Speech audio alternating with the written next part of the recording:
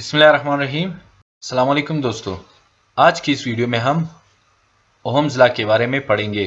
Topic को शुरू करने से पहले I would like to thank PhET for their fun simulations. इस वेबसाइट पर आपको मैथ और साइंस से मुतालिक दिलचस्प सिमुलेशन देखने को मिलेंगी और सबसे दिलचस्प बात यह है कि ये सिमुलेशन बिल्कुल फ्री है और आप इसे ऑफलाइन भी इस्तेमाल कर सकते हैं। इसकी लिंक मैंने डिस्क्रिप्शन में दी है, आप इस वेबसाइट को जरूर विजिट करें। तो चलिए टॉपिक को शुरू करते हैं। ओहम एक जर्मन फिजिसिस्ट और मैथमेटिशियन था। काफी सारे एक्सपेरिमेंट के बाद वो इस नतीजे पर पहुंचा कि जो पोटेंशियल डिफरेंस यानी वोल्टेज है वो करंट के डायरेक्टली प्रोपोर्शनल है।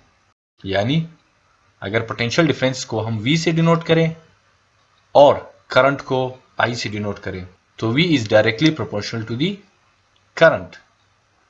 और अगर हम इस साइन ऑफ प्रोपोर्शनलिटी को हटाएंगे we get V is equal to IR। यहां पर R जो है वो कांस्टेंट ऑफ प्रोपोर्शनैलिटी है और इसे रेजिस्टेंस कहते हैं। रेजिस्टेंस करंट की राह में रुकावट को कहते हैं और रेजिस्टेंस का यूनिट ओहम है। 1 ओहम रेजिस्टेंस। दोस्तों, किसी भी कंडक्टर का रेजिस्टेंस 1 ओहम होगा जब हम उसके दोनों सिरों पर 1 वोल्ट पोटेंशियल डिफरेंस को अप्लाई करेंगे और उसमें से 1 एम्पियर करंट फ्लो करें। ऊपर की इक्वेशन को हम इस तरह भी लिख सकते हैं कि resistance R is equal to V divided by I। और इस इक्वेशन की इंटरेस्टिंग बात यह है कि जब हम V को डिवाइड करेंगे I पर तो हमें हमेशा एक कांस्टेंट वैल्यू मिलेगी। और इस इक्वेशन से हमें यह भी पता चलता है कि रेजिस्टेंस और करंट एक दूसरे के इनवर्सली प्रोपोर्शनल है। यानी कि अगर हम रेजिस्टेंस की वैल्यू को बढ़ाएंगे तो करंट की वैल्यू कम हो जाएगी। तो चलिए सबसे पहले प्रूफ करते हैं कि जो पोटेंशियल डिफरेंस है वो करंट के डायरेक्टली प्रोपोर्शनल है। इसके लिए सबसे पहले हम इस सर्किट को ऑन करेंगे। जैसे ही हमने स्विच को ऑन किया कंडक्टर में से करंट बहना स्टार्ट हो गया। सबसे पहले हम जो बैटरी है उसकी वोल्टेज को चेक करेंगे। आप देख सकते हैं कि बैटरी की वोल्टेज क्या है, 15 वोल्ट।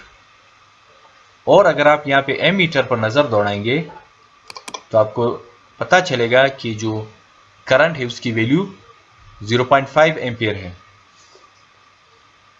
चलिए हम जो पोटेंशियल डिफरेंस है उसकी वैल्यू को 2 गुना कर देते हैं। यानी ये 15 वोल्ट है, हम इसको बढ़ाकर 30 वोल्ट करते हैं। अब आपने देखा कि वोल्टेज जो है वो 30 वोल्ट है और जब आप एमीटर को देखेंगे वहां पर जो करंट की वैल्यू है वो है 1 एम्पियर। इससे आपको क्या पता चला? हमें यह पता चला कि जब हम वोल्टेज को 2 गुना बढ़ाएंगे तो जो करंट की वैल्यू है वो भी 2 गुना हो जाएगी। यानी पहले आधा एम्पियर था 0.5 एम्पियर, अब जो वोल्टेज को 2 गुना करने के बाद जो करंट की नई वैल्यू है वो है 1 एम्पियर, जो कि इनिशियल वैल्यू के डबल है। अच्छा, अब हम एक और काम करते हैं। जैसा हमने थोड़ी देर पहले डिस्कस किया कि जो वोल्टेज है और जो करंट है उसका जब हम रेशियो लेंगे वो हमें एक कांस्टेंट नंबर देगा हमेशा। यानी वोल्टेज को आप जितना बढ़ाओ या कम करो उसके नतीजे में हमें जो करंट की वैल्यू मिलेगी वो भी कम होगी और बढ़ेगी, लेकिन इनका रेशियो हमें एक कांस्टेंट नंबर ही देगा। मिसाल के तौर पर फर्ज करें कि यहाँ पर हमारे पास जो बैटरी की वोल्टेज है वो 60 वोल्ट है और जो करंट की वैल्यू है वो है 2 एम्पियर। तो जब हम 60 वोल्ट को 2 एम्पियर पे डिवाइड करेंगे हमारे पास जो रेजिस्टेंस की वैल्यू है that will be 30 ohm. Bulb पर क्लिक करने से हमें उसकी रेजिस्टेंस नजर आएगी जो कि है 30 ओहम। अच्छा, अब हम काम करते हैं कि वोल्टेज की वैल्यू को चेंज करते हैं। फॉर एग्जांपल मैं जो वोल्टेज है उसको रखता हूं 120 वोल्ट। अब आप गौर करेंगे कि यहां पर जो करंट है उसकी वैल्यू 4 एम्पियर है। तो जब हम पोटेंशियल डिफरेंस को करंट पे डिवाइड करेंगे, यानी कि 120 को तकसीम करेंगे 4 पर, तो हमें दोबारा से जो रेजिस्टेंस मिलेगा उसकी वैल्यू होगी 30 ओहम। आप देख सकते हैं कि जब मैंने बल्ब पे क्लिक किया, यहाँ पर जो उसकी रेजिस्टेंस है वो अगेन 30 ओहम है। इससे साबित होता है कि आप वोल्टेज को चाहे बढ़ाएं या कम करें, उसके साथ साथ करंट भी ज़्यादा या कम होगा, लेकिन जो पोटेंशियल डिफरेंस और करंट का जो रेशो है वो आपको हमेशा एक कांस्टेंट नंबर ही देगा। जैसे कि अभी हमने एक एक्सपेरिमेंट किया, उसमें हमने वोल्टेज की वैल्यू को चेंज किया, उसके साथ साथ करंट की वैल्यू भी चेंज हुई, लेकिन हर बार हमारे पास जो पोटेंशियल डिफरेंस और करंट का रेशियो था वो 30 ओहम ही आ रहा था। चलिए अब चेक करते हैं कि क्या वाकई करंट और रेजिस्टेंस एक दूसरे के इनवर्स प्रोपोर्शनल है, यानी कि अगर रेजिस्टेंस की वैल्यू बढ़ेगी तो करंट की वैल्यू कम होगी, या अगर रेजिस्टेंस की वैल्यू कम होगी तो करंट की वैल्यू बढ़ेगी। तो चलिए इसको एक एक्सपेरिमेंट के थ्रू समझते हैं। दोस्तों आप देख सकते हैं कि यहाँ पर करंट की जो वैल्यू है वो है 2 एम्पियर, और जो रेजिस्टेंस है यानी बल्ब की रेजिस्टेंस, उसकी वैल्यू आप देख सकते हैं 10 ओहम है। हम एक काम करते हैं, हम क्या करते हैं कि जो रेजिस्टेंस है उसको डबल कर देते हैं, यानी कि यहाँ पे रेजिस्टेंस 10 ओहम है, हम इसको बढ़ाकर 20 ओहम करते हैं, जैसा कि आप देख सकते हैं। अब यहाँ पर आप देखिए जो करंट की वैल्यू है वो अब 1 एम्पियर रह गई, यानी आधी होगी। इसका क्या मतलब है? इसका ये मतलब हुआ कि जब आपने रेजिस्टेंस को डबल कर दिया, 2 गुना कर दिया, तो करंट की वैल्यू जो है वो हाफ हो जाती है, आधी रह जाती है।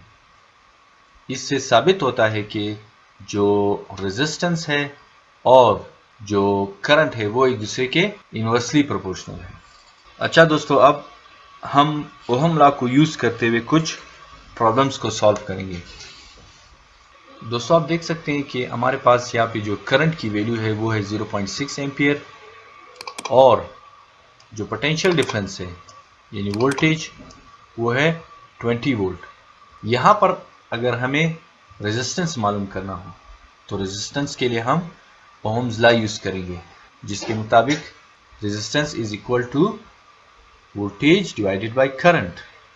तो जब हम 20 वोल्ट को डिवाइड करेंगे 0.67 एम्पियर पर, तो हमारे पास जो रेजिस्टेंस की वैल्यू होगी दैट विल बी 29.85, यानी अराउंड अबाउट 30 ओहम। तो चलिए चेक करते हैं कि क्या वाकई में रेजिस्टेंस की वैल्यू 30 है, 30 ओहम। तो इसके लिए हम इस बल्ब पे क्लिक करेंगे। जिसे मैंने बल्ब पे क्लिक किया, नीचे आप देख सकते हैं कि जो रेजिस्टेंस है उसकी वैल्यू है 30.0 ओहम। अच्छा चलिए बढ़ते हैं अब सेकेंड प्रॉब्लम की तरफ। फर्ज करें हमारे पास जो करंट है उसकी वैल्यू 3.33 एम्पियर है, जो बल्ब की जो रेजिस्टेंस है वो है 30 ओहम। अगर हमें वोल्टेज फाइंड आउट करनी है तो कौन सा फार्मूला लगाएंगे? जी बिल्कुल, यानी हम ओहम्स लॉ का जो फार्मूला है V is equal to I R, उसको यूज करेंगे। तो I की जगह हम जो करंट की वैल्यू है 3.33 उसको पुट करते हैं, 3.33 और मल्टीप्लाइड बाय यहाँ पर जो बल्ब की रेजिस्टेंस है, जैसे पहले मैंने बताया 30 ओहम है, तो यहाँ पे हम इसको मल्टीप्लाई करेंगे 30 ओहम से, वी गेट 99.9, यानी अराउंड अबाउट 100 वोल्ट जो है इस बैटरी की वोल्टेज होगी। तो चलिए इसको वोल्ट मीटर की मदद से चेक करते हैं।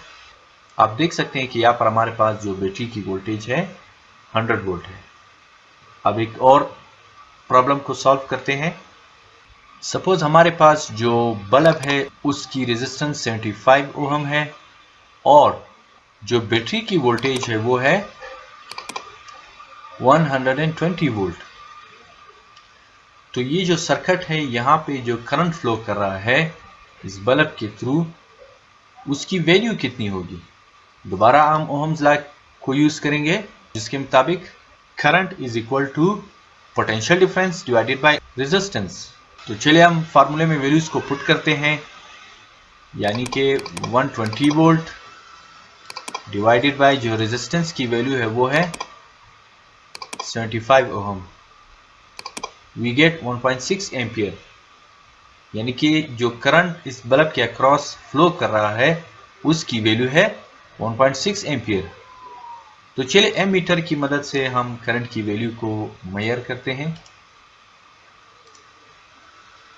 यह हमारे पास एमीटर है,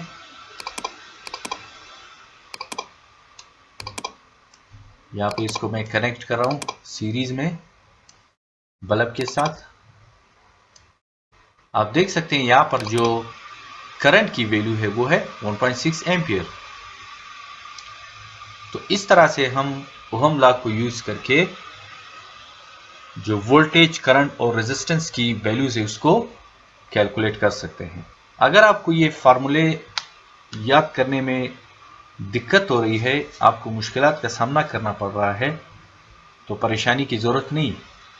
इस मसले के हल के लिए हम ओहम ट्रायंगल को यूज करेंगे, जो कि आपको स्क्रीन पर नजर आ रहा है। मिसाल के तौर पर अगर हम पोटेंशियल डिफरेंस V को कैलकुलेट करना चाहे तो potential difference V is equal to current multiplied by resistance. और अगर हम करंट I को कैलकुलेट करना चाहे तो current I is equal to potential difference divided by resistance. इसी तरह अगर हम रेजिस्टेंस R को फाइंड आउट करना चाहेंगे तो resistance R is equal to potential difference divided by current. दोस्तों, उम्मीद करता हूं कि आपको ओहम लॉ समझ में आ गया होगा। अगर वीडियो अच्छी लगी हो तो हमारी वीडियो को लाइक और शेयर जरूर कीजिएगा और हमारे चैनल को सब्सक्राइब करना न भूलें। इंशाल्लाह नेक्स्ट वीडियो में मुलाकात होगी। अल्लाह हाफिज।